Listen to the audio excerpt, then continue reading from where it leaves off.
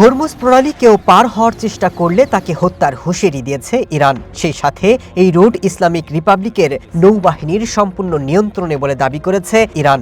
ইরানের এই ঘোষণা আসার পর থেকে বিশ্বের সবচেয়ে গুরুত্বপূর্ণ তেলের পরিবহনের এই রুটটি অচল হয়ে পড়েছে। হরমুজ প্রণালী বন্ধ হয়ে যাওয়ায় পারস্য উপসাগরে প্রায় 2 শতাধিক তেলের ট্যাঙ্কার আটকা রয়েছে। বিশ্লেষকরা বলছেন এই পথ ইরানের বড় অস্ত্র। তারা একের পর এক জাহাজ নিশানা করবে যা কয়েক মাস ধরে চলতে পারে।